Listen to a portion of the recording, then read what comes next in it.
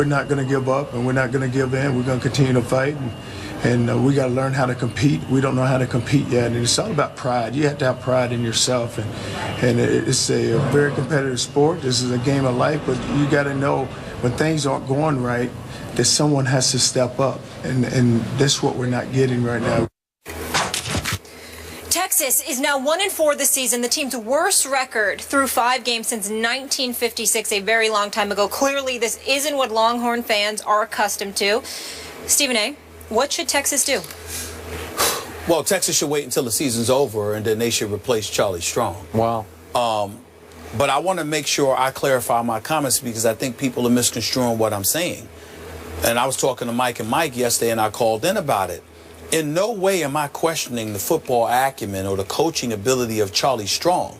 I am just saying that the odds are stacked against him. Look at the handwriting on the wall and understand when it's your time to go. That's all I mean by this. If Texas was a place where they were not used to success, where there was patience, where there was a long-term plan, I've got nothing to say. This is par for the course. Look at what Charlie Strong had to come in there and do.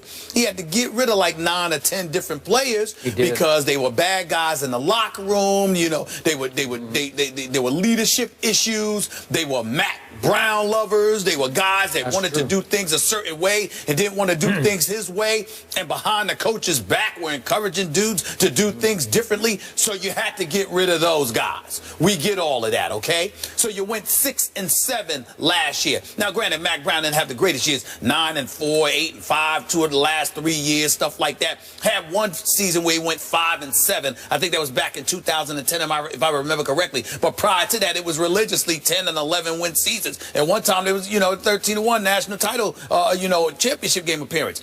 I am simply saying that even though there was time for a change, and Charlie Strong seemed like the good candidate, here's where you run into a problem.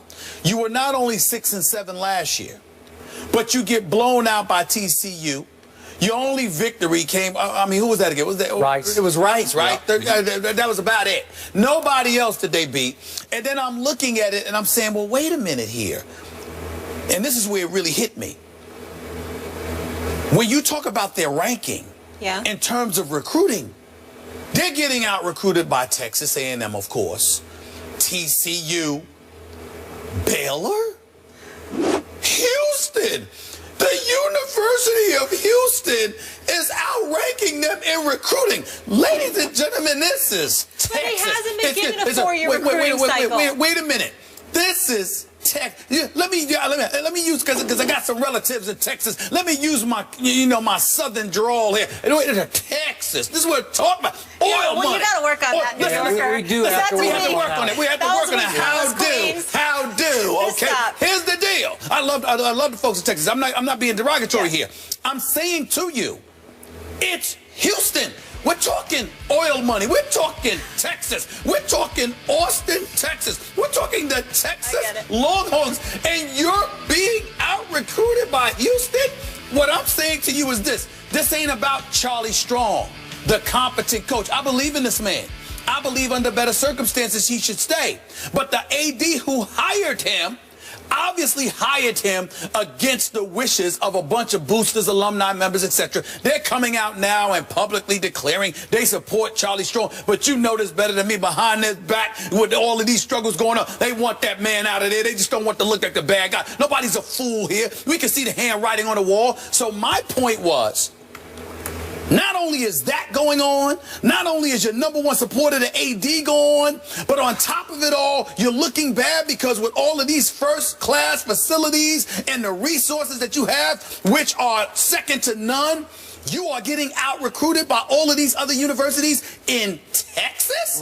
That is a problem. And I'm saying, see the handwriting on the wall? They ain't going to support you, Charlie Strong. I don't care what they say. Get the hell out of there. Get out of there quick, fast, in a hurry. Go to Miami. And not only that, this is what they're going to use, Skip. You tell me this because you know, listen, I know college football because of you, my man. Come on now. You the one that got me started watching it religiously. Know this college That's football. right. Yeah. Look at what McElwain is doing at Florida. Man's undefeated. He is flat out balling, okay? I think that cupboard was not bare when you took over. That's right. It was full. And look at Windham in Utah. I mean, you look at what they're doing. They're number 5th ranked team in the nation. And Charli Strong, 1-4. Okay. Winless in a Quick question. I got to acknowledge the obvious elephant in our living room. Sure. As you often remind me, you are a black man, and you're talking about one of the few black head coaches in college football, and you're saying after a year and not even a half, he's got to be gone. I'm trying to tell you right now. I keep trying to tell America, folks, don't listen to me. Okay.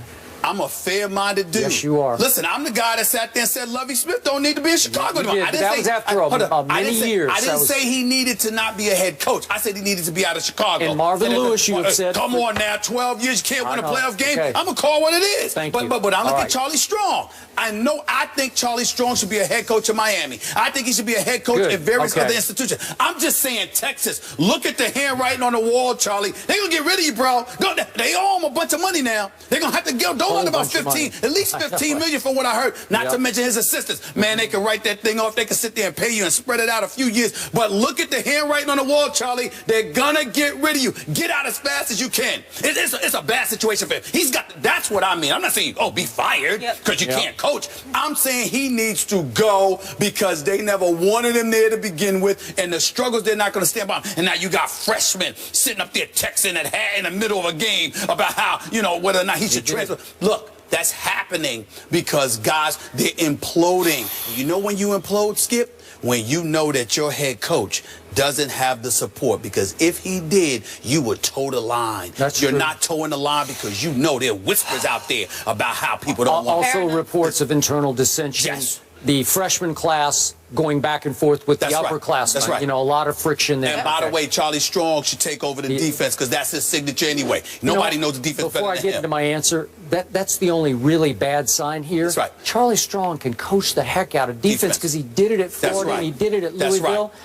And he did it as a coordinator and a head coach. That's right. And then I'm looking at, wait a second, Charli, on national TV early on, you give up 38 at Notre Dame. Yep. Then you give up 45 at home to Cal. And then you give up 30 at home to Oklahoma State. Yeah. And then you give up 41 at TCU. And by the way, everybody was acting like that was such a big deal at how they lost to Cal because the extra point was missed. My thing was, what the hell are you doing giving up 45 points? 45 at home. Now that Jared Goff can play. We'll get into him later. 45 though. Okay. Let me just declare myself here because obviously I was born and raised a University of Oklahoma fan. They play this weekend in the Cotton Bowl, arch rival. 10th ranked in the nation. And I was scared of what's going to happen. I was taught at an early age to hate everything Texas, University of Texas. So that is mitigated by the fact we have twice had Charli Strong sit in this seat on this show. And you know what? Good man. I clicked with him. I like the heck out of him. I like him too. And so maybe I've lost some objectivity that way. But I do think he deserves the rest of this year. Yeah. This is just me. I think he even deserves next year. And I know the signs are horrible here. And remember, they still have to play my Sooners, and they are now 17-point underdogs at the Cotton Bowl. Then they have to go to West Virginia. Listen, West Virginia is pretty good. And then they end up having to go to Baylor, which has been obliterating people. So it could get worse. And maybe some of those major donors who were reportedly yesterday still on Charlie's side, maybe they'll turn on him. They could turn on if Texas loses 41 to whatever it was to TCU, 41 to 10 to Oklahoma, we might get a different story from the major donors. But let me be very, very clear. I'm not saying that Charli Strong should be fired right now, shouldn't be allowed to complete the season.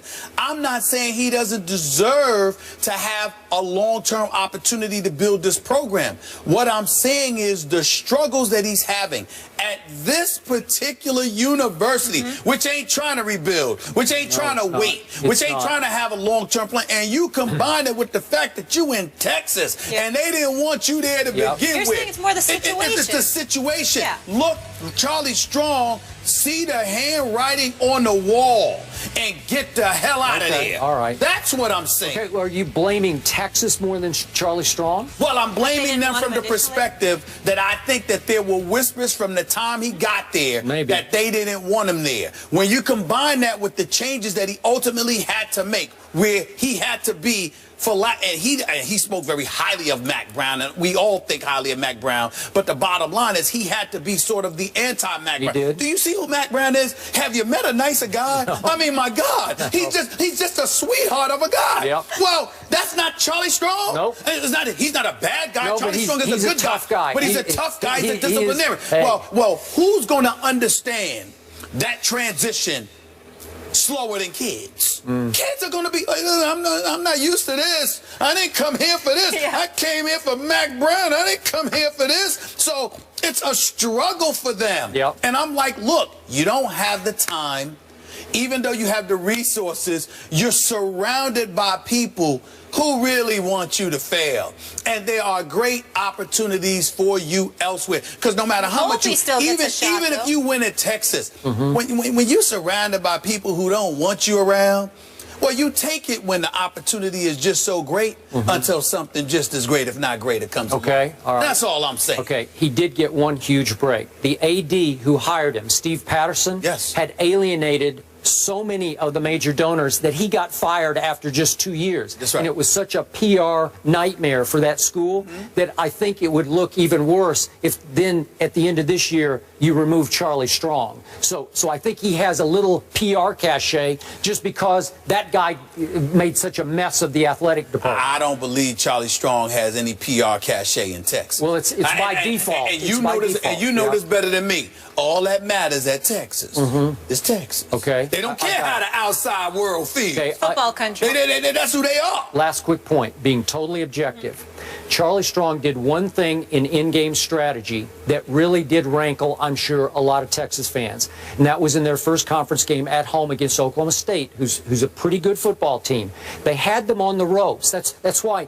Remember, they had Cal and Oklahoma State on the ropes. Those are two pretty good teams, so let's give him that. Even though you're giving up a lot of points, you're also, because the young quarterback, Gerard Hurd, is pretty good. I like him. He's not a good thrower, but he can, man, you talk about Russell Wilson. This kid's got Russell Wilson all over him. Okay? So you're in the game against Oklahoma State, maybe in control of the game. I watched the whole game. Oklahoma State has the football and is driving for the tying field goal, and Charlie Strong got a 15-yard unsportsmanlike conduct penalty for arguing with the ref and set up the tying field goal. See, that's the kind of thing under this kind of stressful pressure. You cannot do that. There you go. Okay. There you go. All just right. the latest example to support what I'm saying. All right. He just needs to go elsewhere. I'm not questioning his coaching ability, whether or not he deserves to be a head coach. I know he does. Okay. Okay? He just don't need to be there. Okay. Well, I hope Shaka Smart in basketball, I hope he gets off to a better start. I was getting ready to say that. It's even more pressure on Shaka Smart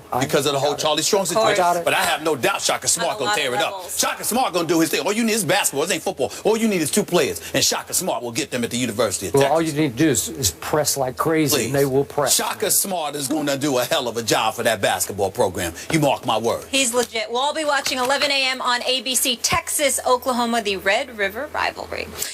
We stay in the South. Things are getting heated down in South Beach as well. The Dolphins fired their head coach. We told you that yesterday. And now their quarterback is speaking out on his team.